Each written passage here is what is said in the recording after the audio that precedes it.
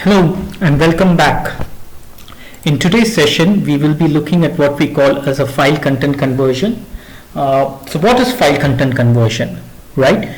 So far, all the exercises that we've been dealing with, the input file has always been an XML file. But in a real world scenario, it is not always going to be an XML file. What if your file is a comma separated file, right? What if your file is a fixed field length file?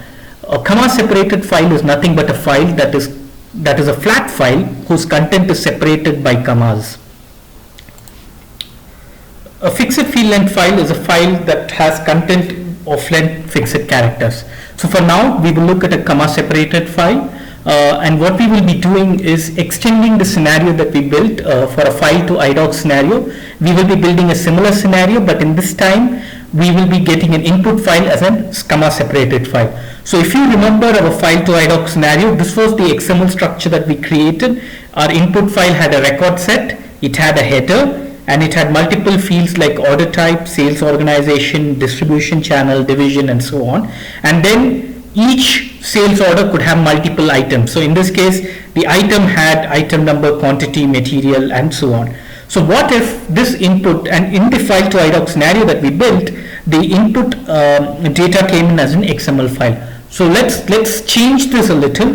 Let's assume that in this case, now instead of an XML file, the file comes as a comma separated file. So if you look at it, the first record is H indicating a header, to indicate a header. Then you have ZX06, 01, the distribution channel, the division, the PO number, all of these fields separated by comma. And then each record, and then if you see, look at the next line, it has a field called I standing for item, and then you have the item number, the quantity, and the material number. And same way again an item number, quantity, material number. And each record ends with a new line. So every time the record ends, you have a new line to indicate that the record has ended. That's why you see there is a carriage written or a new line that comes in.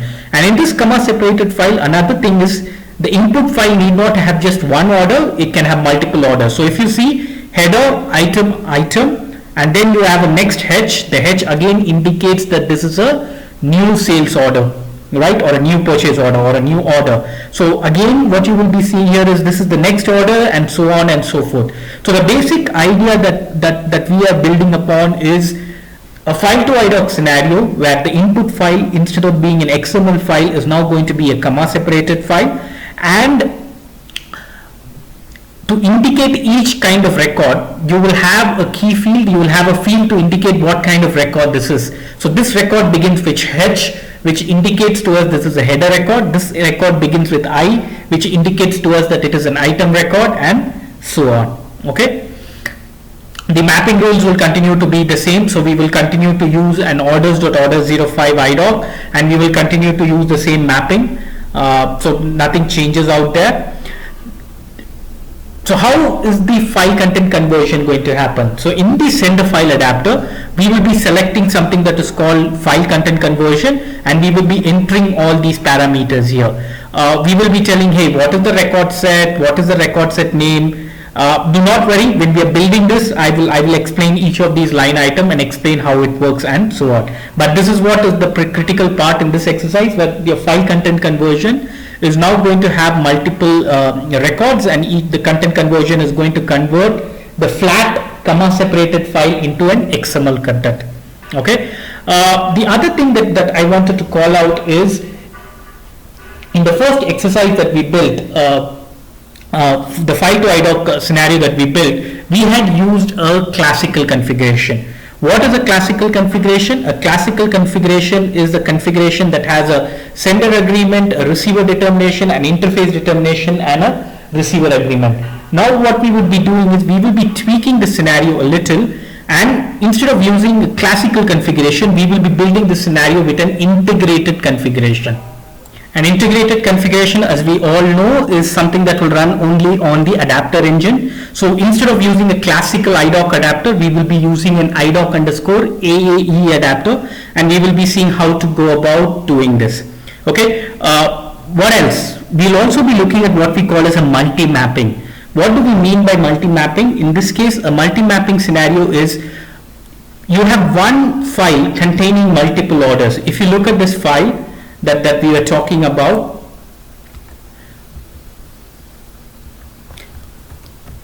if you look at this file that we were talking about, one file can contain multiple orders. So in the first scenario, in the file to IDoc scenario that we had built previously, we only had one order in the the XML contained only one order. But what if your file has multiple orders like this, right? You need to send multiple IDocs to SAP. So each order in the file, so this header and these two line items need to be converted into one single IDoc. So from PI, if the input file is something like this, because it contains two separate orders, PI needs to send two separate IDocs to SAP. So in PI, to be able to split your input message into multiple target messages, you have this concept called multi-mapping. So we will be looking at multi-mapping and how to execute multi-mapping. Okay. So apart from that, just a summary. How do I do a file to IDoc scenario? I will be first importing the IDoc from ECC. We will be creating a data type, a message type, and a service interface. Only the outbound asynchronous service interface is something that we will be creating. We will be defining a message mapping and an operation mapping. And when we are defining this message mapping and operation mapping, we will be making sure that it is a multi-mapping. And I will show you how we do that. And then in the integration directory, we will be using for the ECC system, we will be using the web-based ABAP business system. For the file system, we will be using the third-party business system. We will be configuring the interface. We will not be using SM59 and IDX1 to configure the interface. Because we are going to use integrated configuration, you will be configuring a destination in NetWeaver Administrator. Okay, so we will be going into the NetWeaver Administrator and we will be configuring a destination in NetWeaver Administrator. So with that, let's go ahead into the system and start our work. So as always, we will first go into our enterprise service repository. I close everything here, and what am I going to do? I'm going to define a namespace.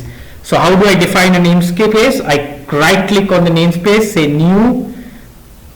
It's going to ask me for the name. I'm going to say http://training.com/file to IDoc.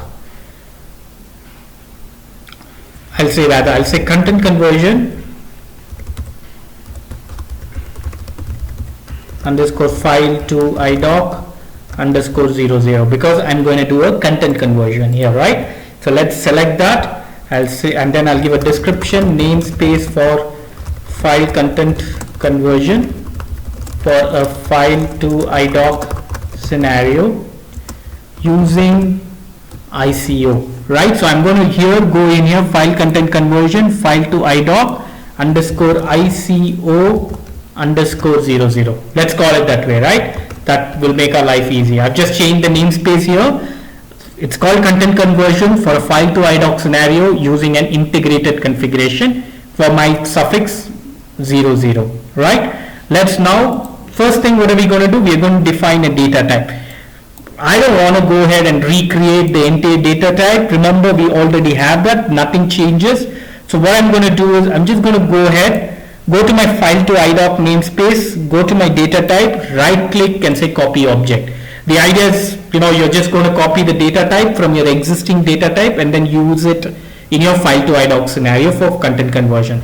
So let's call it dt underscore content conversion underscore file to IDoc underscore ICO underscore source. Let's change the namespace. The namespace is going to obviously be file to IDoc and see ICO 00 and say copy, right? Now my namespace has been copied. How many orders are we going to get in one file? We have a possibility that the number of orders can be multiple. So once you've copied the data type, go to this record set, because this record set indicates how many orders you're going to get, and change this from 1 to 1 to 1 is to unbounded. This is going to tell PI, hey, you can get multiple purchase orders. You can get multiple orders. Each order will have a header. Each order will have an item. The header will only be once, whereas the item will occur multiple times, and the record set can also occur multiple times. Your flat file that is going to come, the comma separated file that we saw here, the comma separated file that we saw here is going to have all of this. So we are going to still have the same fields, nothing changes there, but we are going to make sure that the record set is 1:2 unbounded. Now that we've created our data type, let's save our data type. I've saved my data type. I'm now going to go ahead and create message type. You're right. So right click, new, make sure you're in the message types. Make sure you see message type here. Say empty underscore content conversion underscore file to IDoc underscore ICO underscore source underscore 00. Okay. So this is my message type. And for this message type, I'm going to drag and drop. Make sure the hand sign is seen. I've dragged the data type and I've selected it here, and here perfectly. Now I can see the structure available to me. Okay. Save your message type. So my message type is saved. The next step is to go ahead and create a service interface. SIOA, service interface, outbound asynchronous content conversion underscore file to IDoc underscore ICO underscore SRC underscore 00.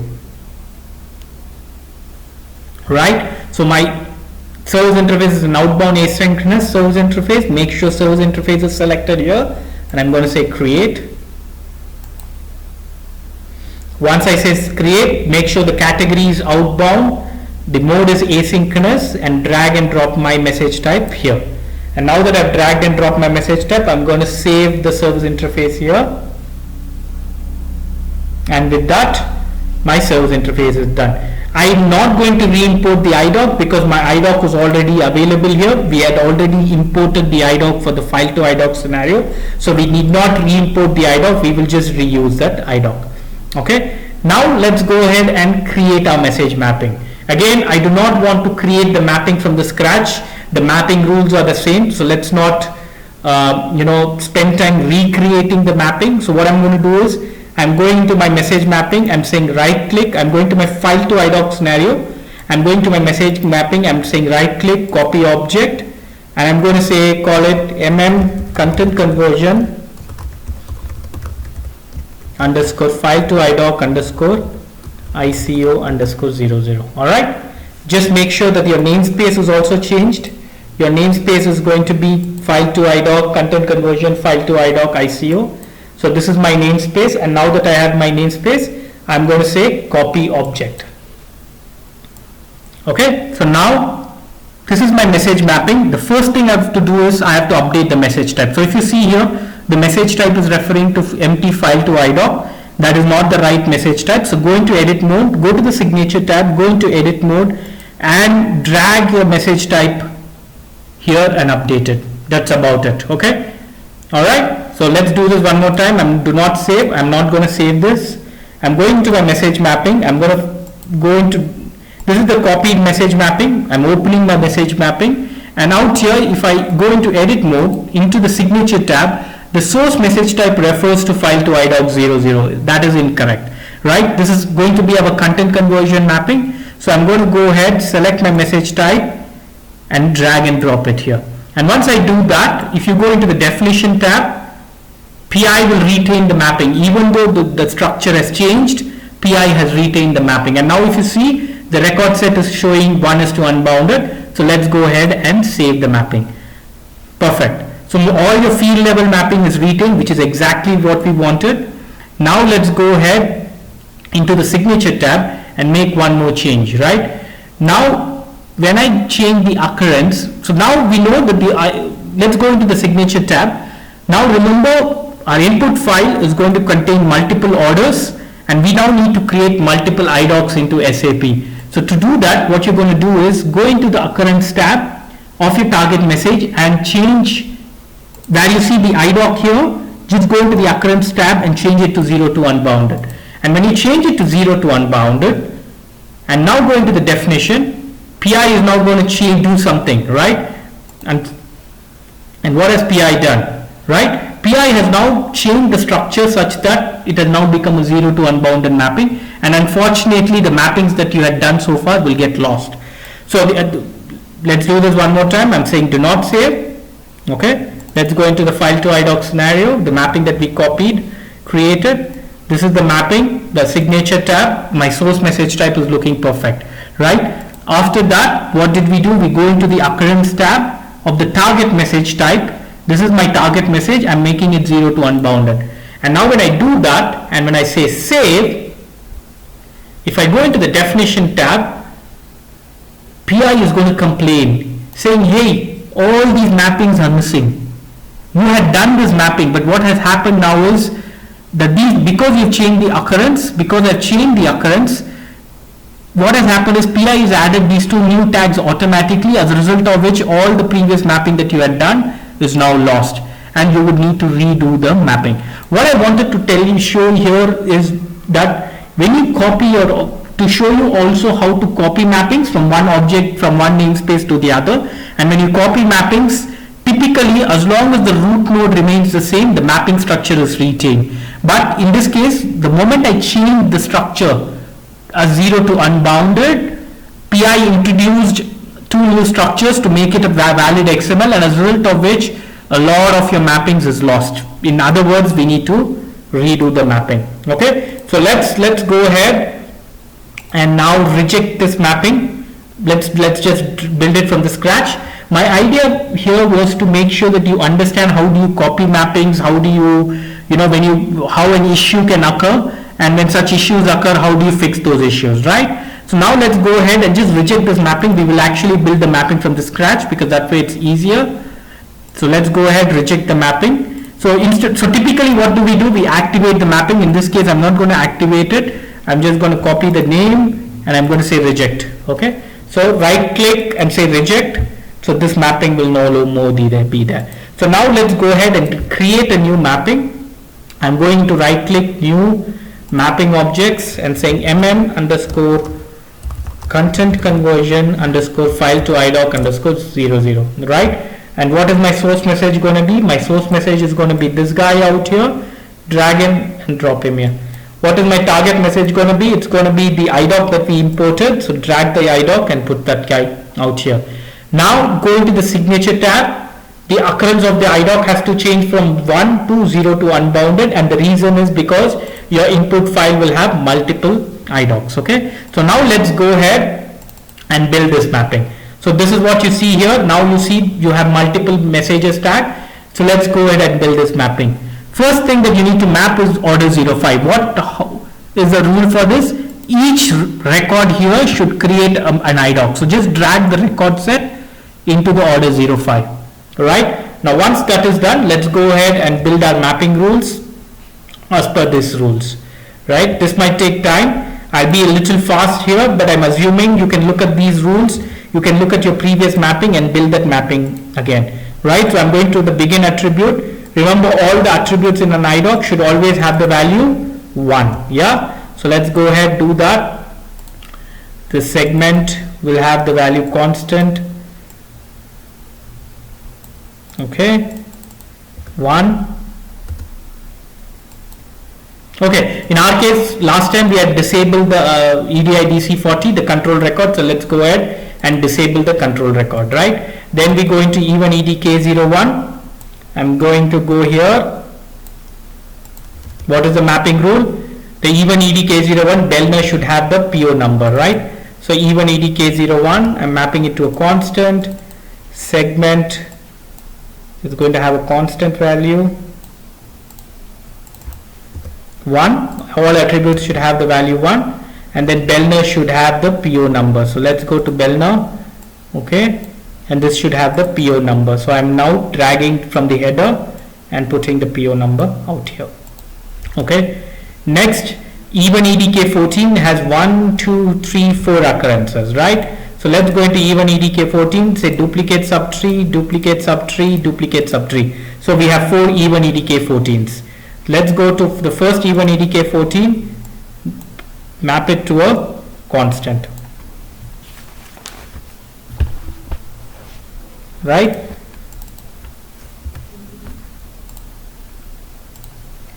Segment, what is the value of a segment? It is always 1.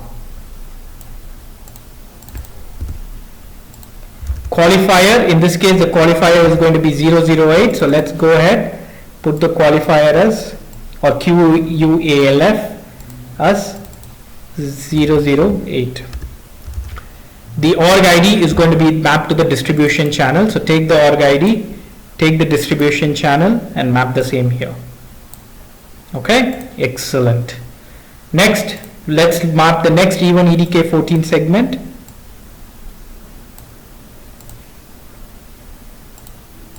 Let's go to the segment. Segment is going to be a constant with the value 1.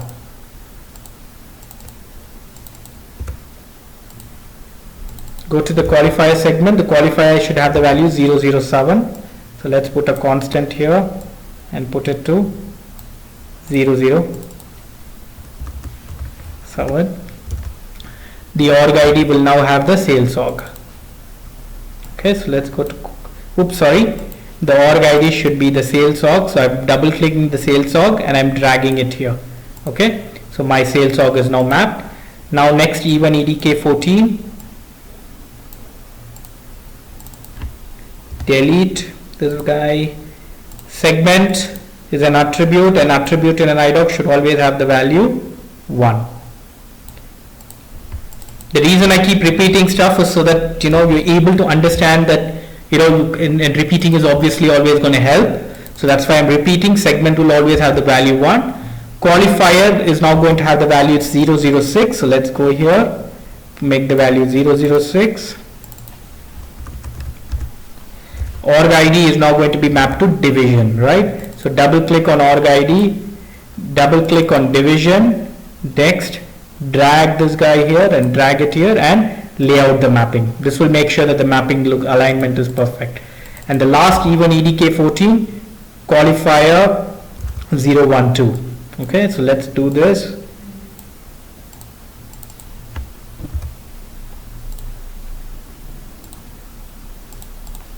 Segment constant 1, qualifier is going to be 012,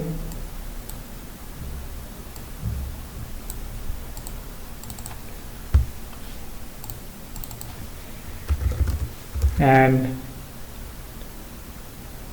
org ID is going to be order type, right? So let's get the order type here and map the order type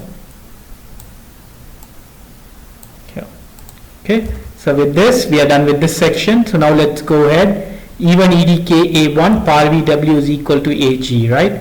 So let's go here. I'm going to just minimize this. Before that, let's just save our mapping. We don't want, you always continuously save your object. When you save your object, the content gets served on the server. So even if your connection goes away in the middle, this version will be available with you, right? Next, let's go to E1 EDK A1. There are 2 occurrences of E1 EDK A1. So I'm going to right click and I'm going to say duplicate subtree here, right? So now in the E1 EDK A1, we say par VW is equal to AG.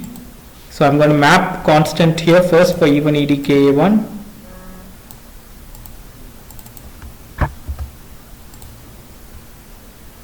Segment, I'll say segment with value as 1. Constant 1. Par VW will have the value AG.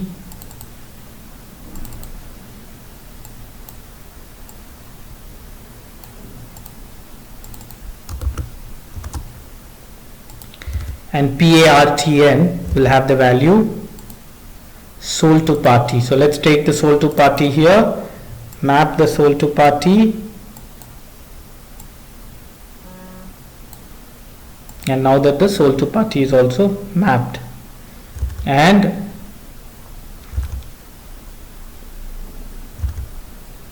next we go to E1 EDK 1, put the constant here. This is the next E1 EDK 1. Segment will have the value 1.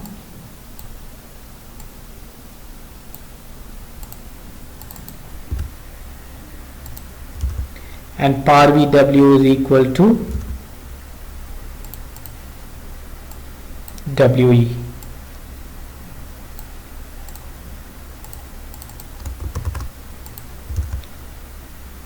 Then the part PARTN will be the ship to party. So the PARTN is going to be mapped to the ship to party. Perfect. Let's do that. I've done that. Right. Next is the even EDK02. So where is even EDK02? The even EDK02 is here. So let's map even EDK02.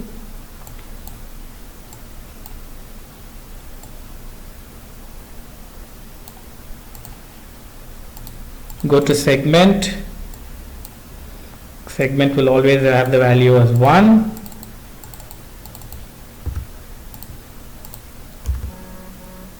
Qualifier 003. Sorry, even EDK02 qualifier will have 001.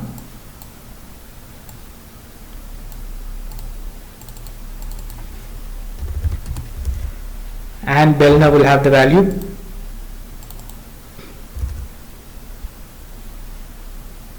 of the PO number.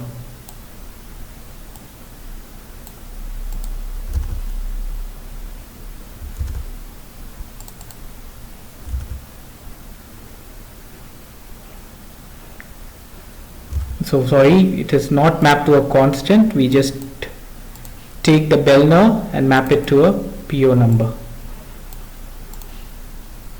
Okay, so the even,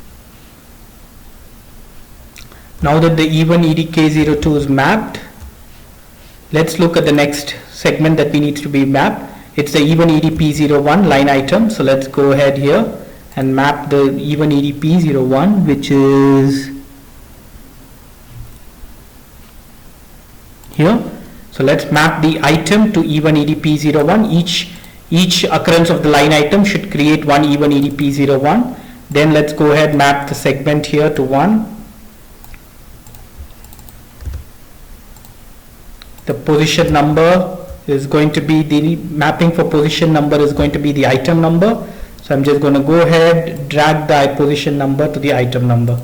The action is going to be 001. So I'm going to map a constant here as 001. And then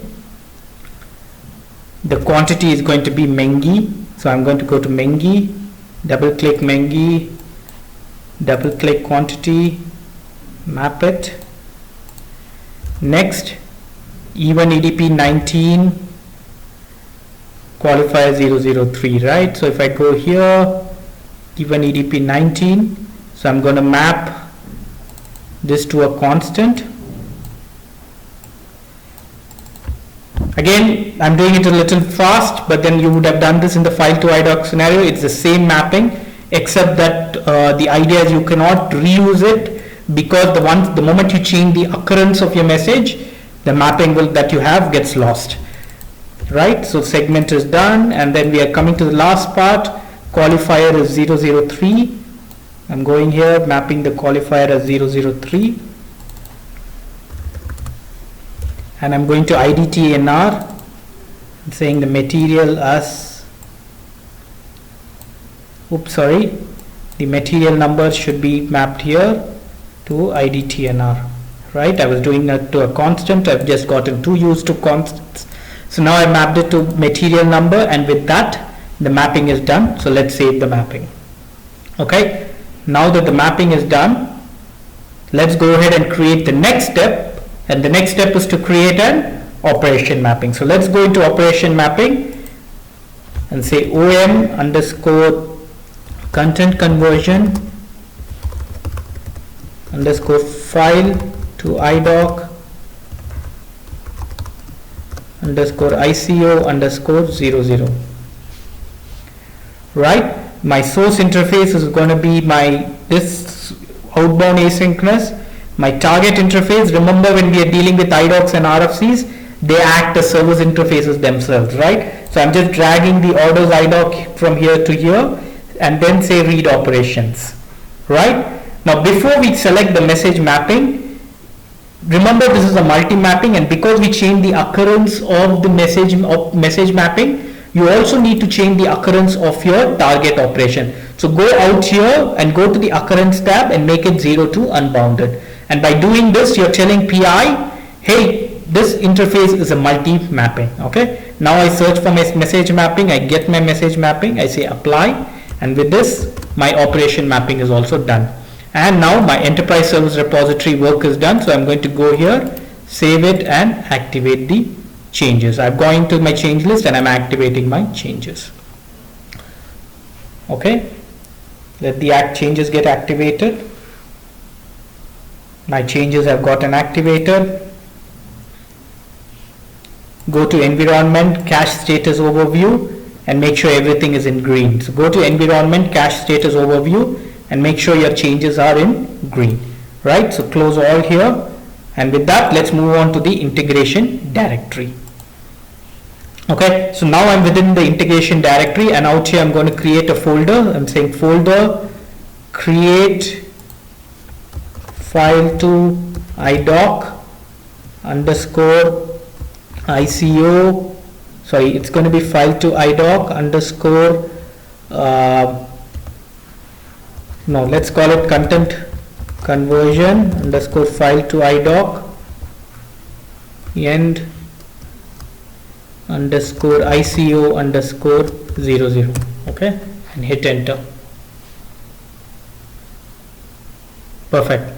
Now I'm going to create a communication channel under my BS file system 00. So I right click, I say new communication channel, I say BS underscore file system underscore 00, and I give the name of my communication channel CC content conversion underscore file to IDoc underscore ICO underscore sender underscore 00. Okay, select the adapter type. The adapter type is of type file. So let's go here and select it as file and say apply. Okay, let's get the directory name. I have that here. So this is the name of my directory.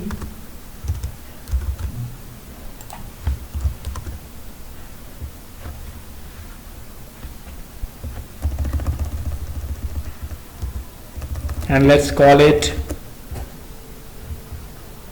file content conversion. Let's just call it file to IDoc underscore ICO dot CSV. Alright, we will create this file, don't worry, but then for now what I'm saying is it's a file to IDoc. And it's always, all along, we've been looking for XML files, but we're now saying that the file is a comma separated file or a CSV file. Now, once you select this, go to the transport protocol, message protocol, and here instead of file, if you look at the drop down, select it file content conversion. Okay, go to the message protocol and make it file content conversion. Okay, I repeat, go to message protocol and say file content conversion. And out here, now you see there's a new tab that says content conversion. We'll come to it, but before that, let's go into this mode and say delete. Let's delete the file. Make sure you set it to delete, and let's change the, let the polling interval be 60 seconds, not a problem. And now it asks you for some parameters called content conversion parameter. So the first thing it is asking you is a document name. This document name is nothing but the name of your message type. Okay. What is the document name? It is the name of message type. Document namespace is message type namespace. This is message type name. Don't worry, we'll add the actual value. Okay. Record set structure. Now what is the record set structure? Before that, what is the record set name? If you look at this, what had we told? The record set is going to be called as record set. And if you look at our data type, let's go into our message type rather. Let's open up our message type. Remember, I'm opening up my message type, and this is our record set, right? So the record set here, we've called it as record set. So this is also going to be your record set name from message type. Okay. Namespace, if there's a namespace, in our case we don't have any namespace. Record set structures. What is the structure of a record set? The record set contains a header and an item, right? Header occurs once, an item occurs multiple times, right? So the record set structure will be header comma 1 and item comma star. This is basically how do you get the record set structure. Go to your record set, header occurs once, item occurs multiple times. It is, you need to give the exact name that you see here. It is header and item. So I say header comma 1, item comma star. Let's go ahead and add the message type name as well. So I'm copying the message type name and putting it here. I'm copying the namespace name and I'm putting this here. Right? Record set name is called record set. Okay. Let's just save the channel. Perfect. So our first thing is done. Next, it's asking for record sets per message. In our case, the record sets per message can be left as blank. What that means, what does this record sets per message mean, right? What if in your case, you're going to get 50 POs, right? Or input file that contains 50 purchase orders. But then what your demand is that because there are 50 purchase orders, you want the file to be split into 2 files of 25 purchase orders each. So in that case, you can give the record set as 25. So the first message will have 25 POs and the second message will have 25 POs and so on. The record sets per message is nothing but your ability in PI to say if you want to split the input message even before it comes into PI into multiple messages. In this case, we are not going to do anything. Now we will say key field name as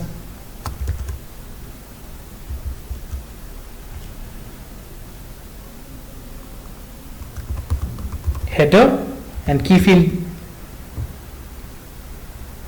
this as Y. Okay. Let's go ahead and enter the remaining fields. What are the other fields that you need to enter?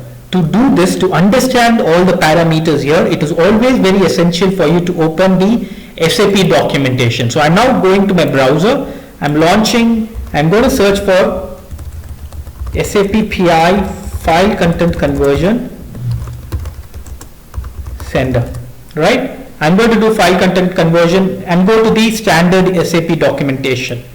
Okay, so I'm going into content conversion, and here if you keep going down you should be able to see, yeah, define content conversion parameters. If you want to convert XML structures, converting structures to XML using the sender file adapter. So let's open that up, and here you can see a lot of documentation around what each parameter is, right? So here you see define the document parameter, specify the name of the document, the document namespace is the namespace, and so on, right? So similarly, there are certain important parameters that we need to enter, which is going to be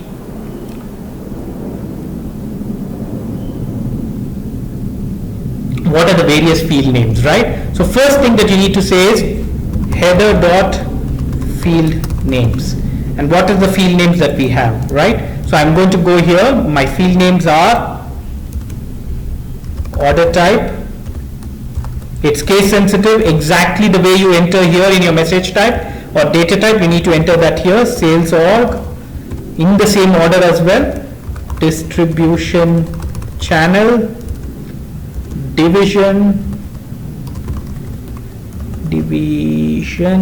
PO number. Does PO number have a capital? It doesn't. Uppercase, no. Sold to party and ship to party.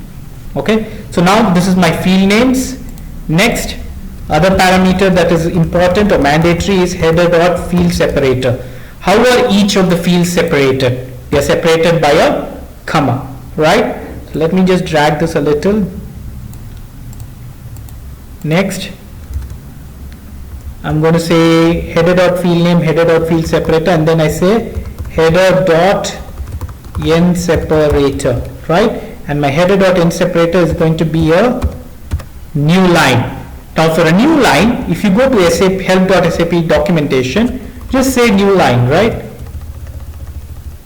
Sorry, just say new or rather end separator, right? If you see here, you can say if you want to, this is a end separator, somewhere out here, give me a second, they should say NL.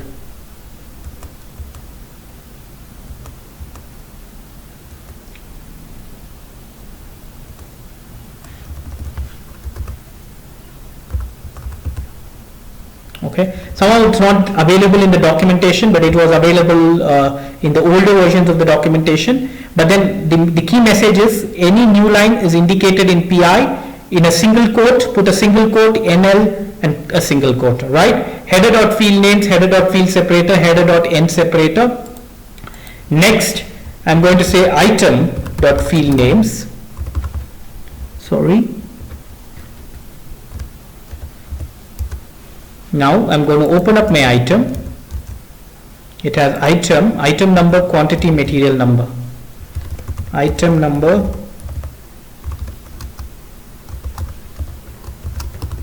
quantity, material number. Next, item number, quantity, material number, done. Item dot field separator, and this is a comma, the field separator is a comma. Okay, next we say item dot end separator and say the item dot end separator is a new line.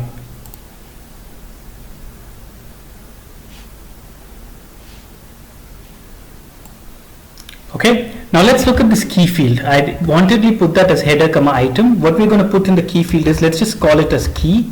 Okay, the idea behind the key field is that how does the file content conversion identify what kind of record it is, right? So when it's going to read the record, it would want to know, hey, how do I know this what kind of record this is? And that's why you have to tell.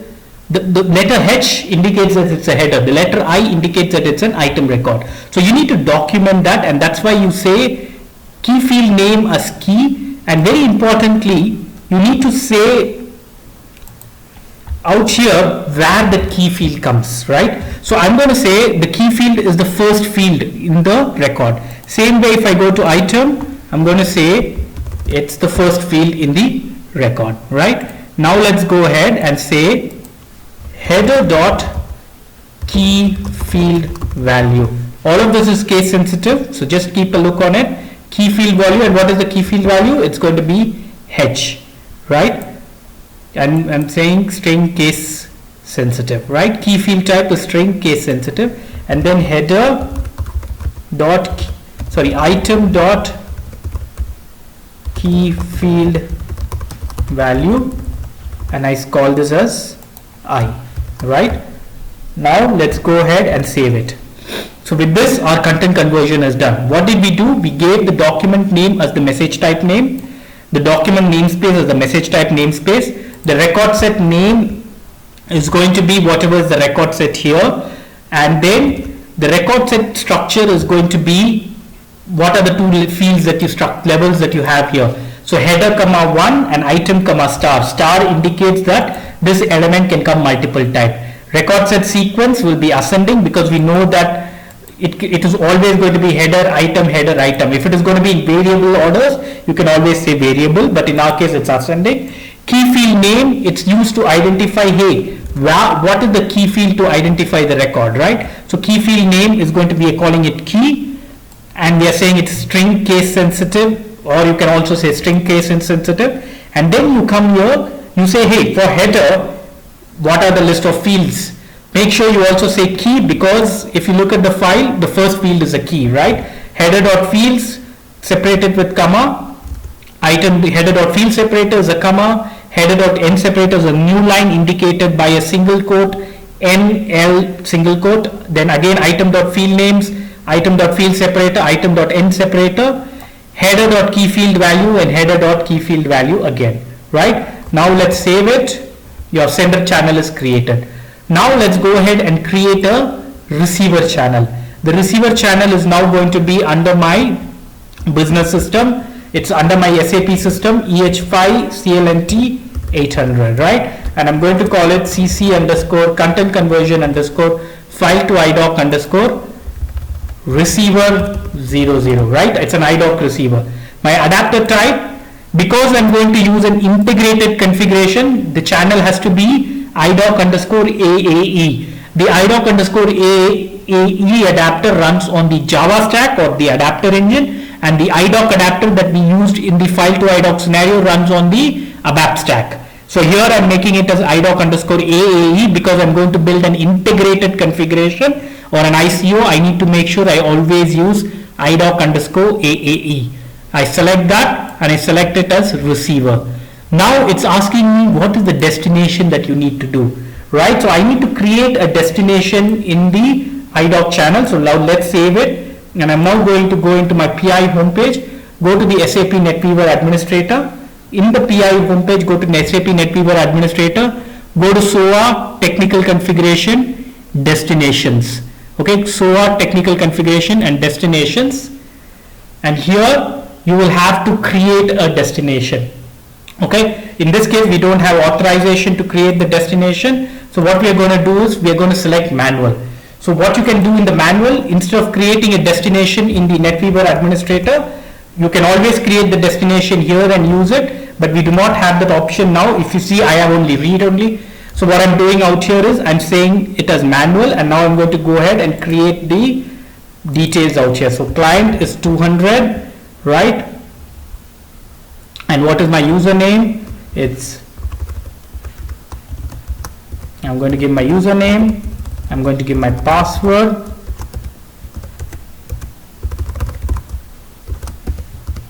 I'm going to give my language, English, I'm going to give my server name. So let me get the server details, ECC, my ECC server. My system number is 28, and that's it. You can leave everything else blank.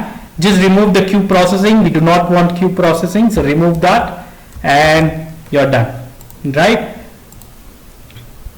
Now I'm going to go ahead and create my integrated configuration, right? So in my integrated configuration, my sender system is BS file system 00, and then I go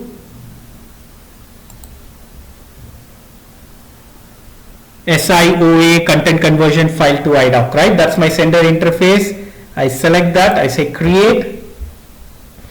What is my sender channel? It's my file sender channel. So I select my content conversion sender channel.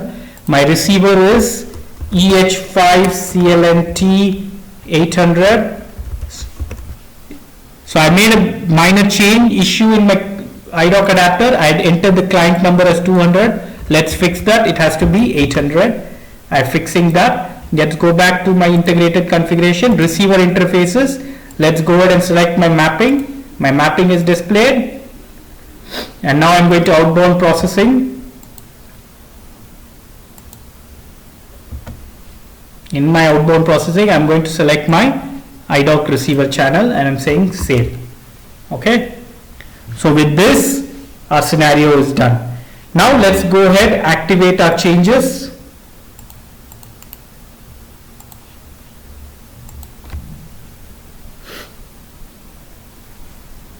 And my change list is activated, right? Now let's go ahead and create the file. So what am I going to do? I already have this content here. So I'm just taking this, putting it into a new notepad file, and let's just change some value. I'm just going to say everything in the second line item is 2001. So okay, perfect. I'm going to call it PO number 3, PO number 2, save. I'm going to say the name of the file was going to be, I'm going to my sender channel. I just want to save it with the same name. So I'm going here. It's going to be file to IDoc underscore CSV, right? So I save this and my file is saved as a CSV file, right? Let's just make sure that the extension is CSV. Perfect. Now I'm going to go ahead and upload the file into my server.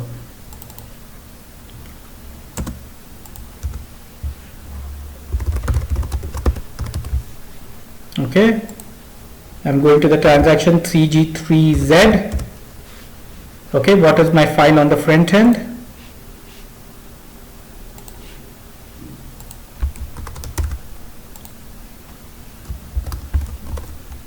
And it's file to IDoc dot underscore ICO dot CSV. And this is now going to go into my integration directory here, into this particular directory. Okay, oops.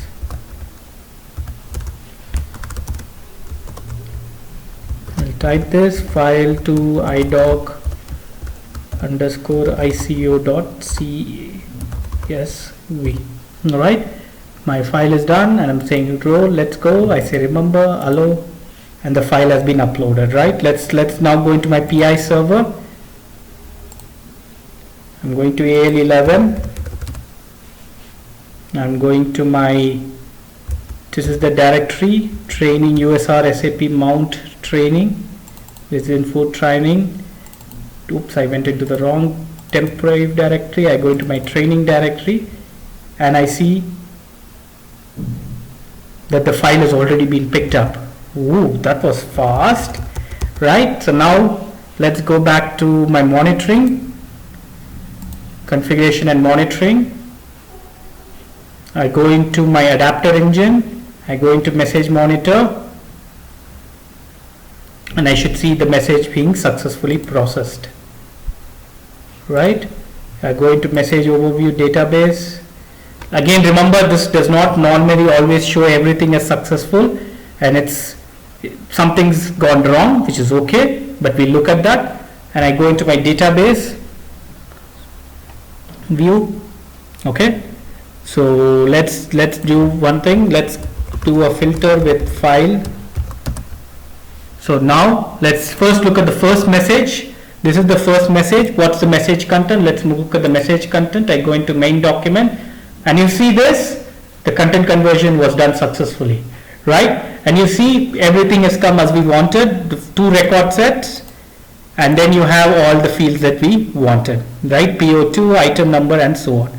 Now this message has been split into 2 messages because we have a multi-mapping. There is an error here, and let's look at what the error is. So I go into the waiting message, I go into the message log, and I scroll down. It in all possibility could be a username password issue. So let's look at that. It says IDoc connection factory for this is null, right? So let's go ahead and fix that. I'll see what that is.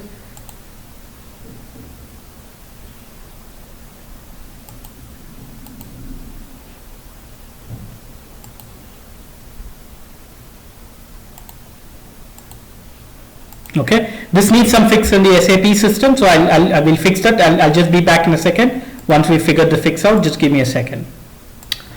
We are back. The reason for this issue is because of an availability with the SAP backend server that we are connecting to. But having said that, this scenario is done. The basic idea being you had one input message that came in, and that one input message got split into 2 messages. So if you look at this log, if you see execute, the message mapping got executed, and then accordingly the message was split into 2 messages because the input file had two orders, and each of them got split into 2 messages. And once those got into 2 messages, they got pulled into a separate message and they were delivered to the backend SAP system. In this case, there's an issue with the backend SAP system that we are connecting to, as a result of which the IDoc could not be delivered. But in a real world, you know, if this issue wasn't there, you wouldn't have this issue, and the IDoc would have gotten delivered to SAP.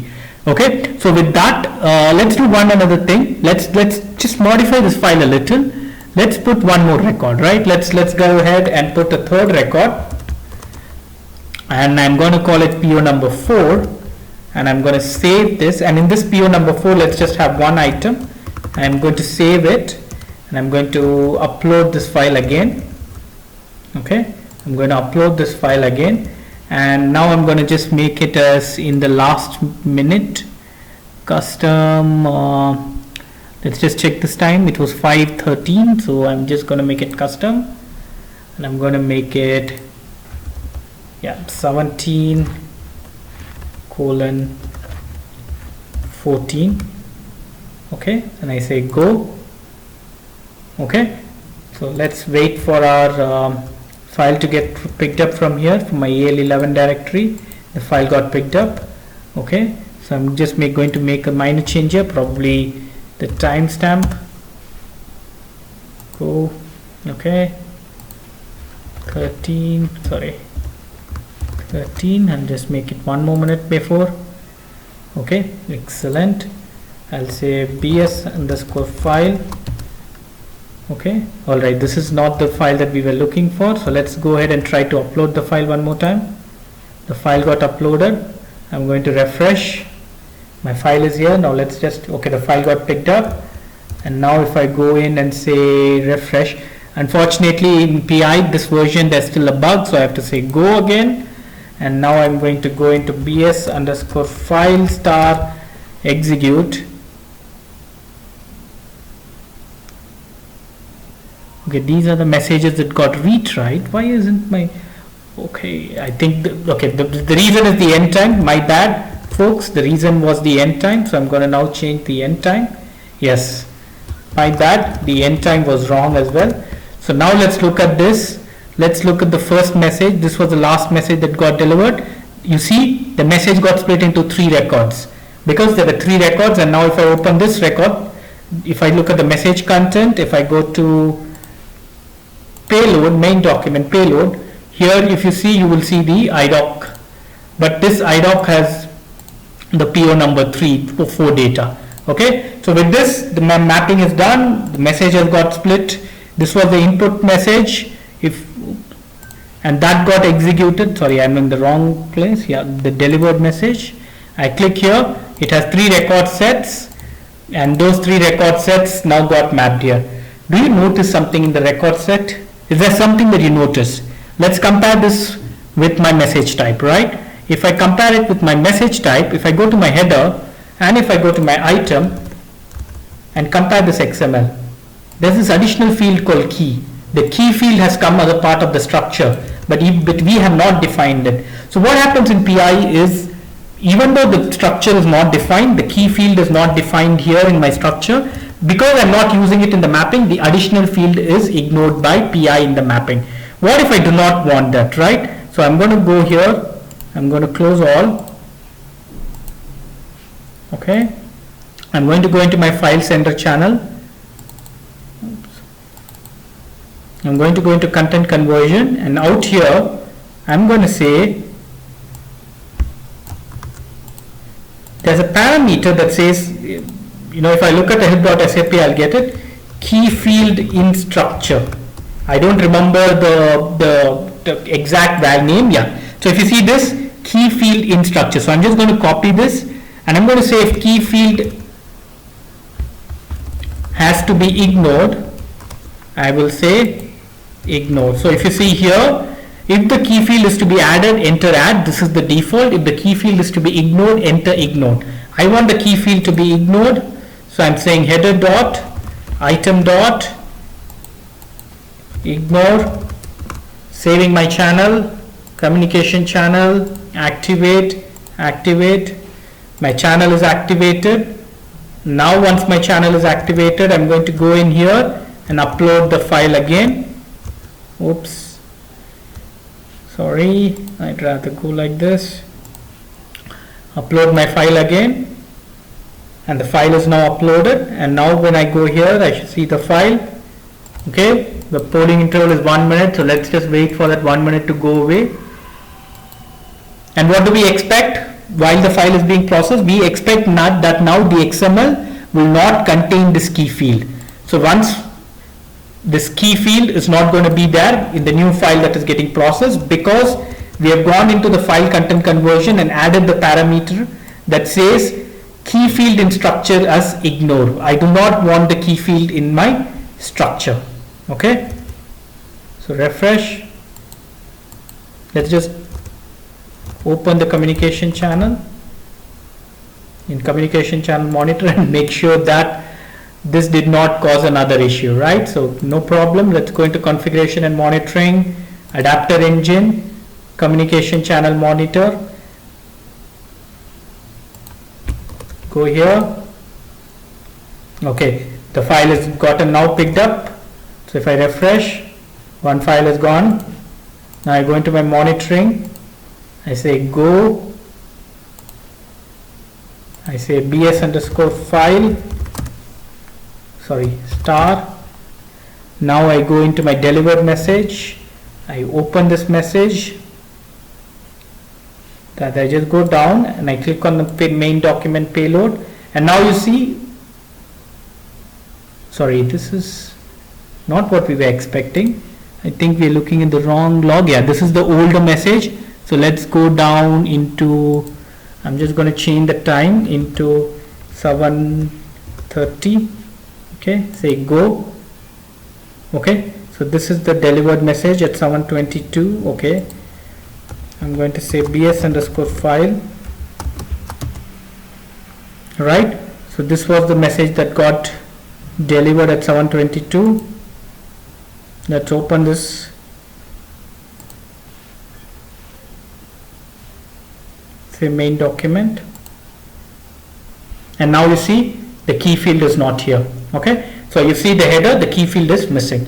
So with that, we come to the end of this session. What did we do in this session? Instead of an XML file, we used a CSV file as our input file. The CSV file was picked up by PI. We did a file content conversion. The file content conversion had some critical parameters, and those parameters were document name is the message type name, document namespace is the message type namespace, record set name is the structure of your record set structure, header comes one, item comes multiple time. Make sure these names match to what you've defined in your message type.